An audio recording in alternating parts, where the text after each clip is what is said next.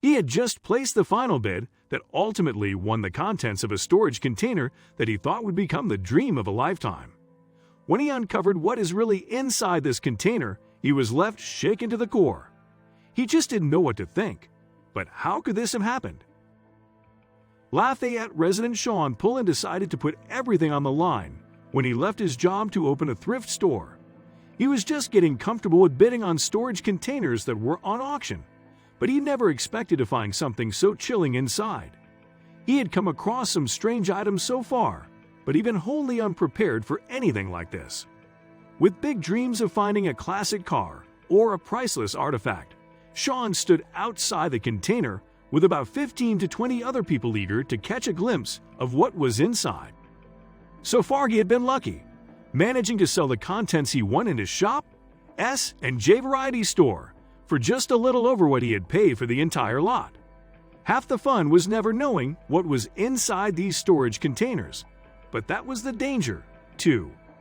The auctioneer opened the auction and the bidding war began. Sean loved the thrill of it, but cautioned himself to hold back a little. It was his life savings that was at stake here. His wife would never forgive him if he blew it all on a container that would turn out to be filled with nothing but junk. He upped his bid to $500 and held his breath. When there were no counter offers on the unit and the bidding had officially come to a close, he was shattered and shaking. As reality returned, he realized exactly what he had done. There had better be something amazing inside that box he had won. Sean slowly walked into the unit with his friend who had come along for the ride. He felt sweat prickle the back of his neck and forehead as he looked around in dismay. The unit was packed full of old furniture. Sean swept the inside of the container with his eyes, mentally calculating the value of the items for resale. The furniture alone wouldn't cover the high price he laid out for this unit. But maybe he had missed something. He began to pull the wooden chairs and old bookcases out from their corners, praying that he find something that would make his purchase worthwhile. Little did he know, his friend had already discovered something. In one corner, there were some cardboard boxes. Sean's friend opened one and began to rummage inside while Sean looked behind the dusty old furniture. Then he shrieked.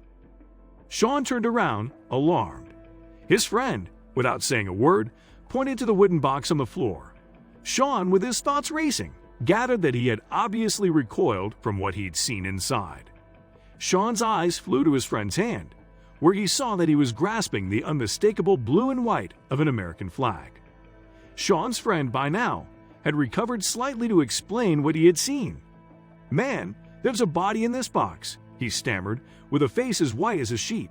But Sean couldn't, or wouldn't grasp exactly what his friend was trying to tell him. "What do you mean there's a body?" he asked, incredulous. Sean cautiously stepped closer to examine what was inside the box, not truly wanting to know. Surely his friend was mistaken. All the hairs on his arms prickled and his heart raced as he gingerly lifted the lid and peeked inside. And sure enough, he discovered that his friend was right. But how had this happened? The writing on the box said, "Herein are the cremated remains of Newcomb, Ryan Michael," along with some other details, but with no other contact details on the box. Sean was absolutely crestfallen. Who was the rightful owner? Surely these ashes belonged with the man's family. And then, he knew just what he had to do. He took the box and flagged back to his store. "Once I got it here, I decided to display it," said Pullen, referring to a box carrying the remains and a folded flag that was found with it. "I would tell everybody, 'Hey man, have you met Ryan?' I made sure everyone who walked in the store saw it.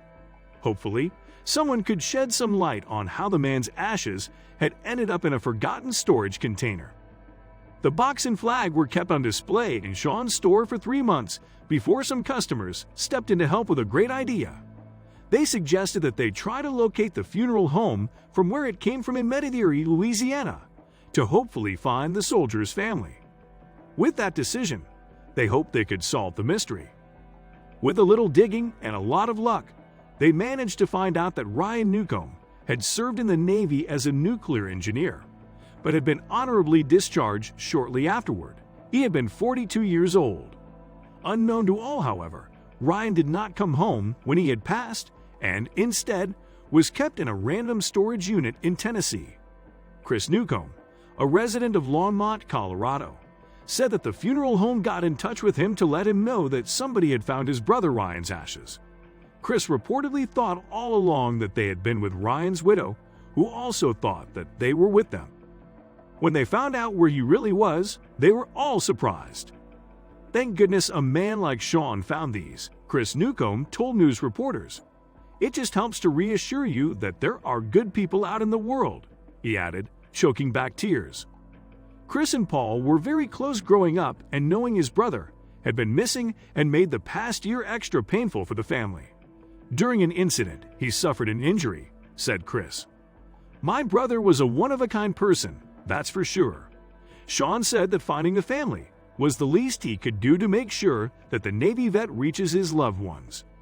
His decision to not only honor the vet, but also to find his loved ones turned out to be the trigger for many good things that followed. "I thought it was a horrible thing that happened to my brother, said Chris. "I was shocked to find this out. At the same time, I felt thankful and elated somebody who's a good person went the extra mile. Without Sean's intervention, we would have never known he was out there. It's really nice to see him come home to the people who loved him. We just want to thank Sean, and I'm sure the whole world appreciates people like him too." Sean said that it was a long-deserved reunion. "I felt he spent too long being secluded," he said about his decision to set the memorial up for everyone to see. "This way, he was out and people saw him. I would say hi to him almost every day when I walked through the door,"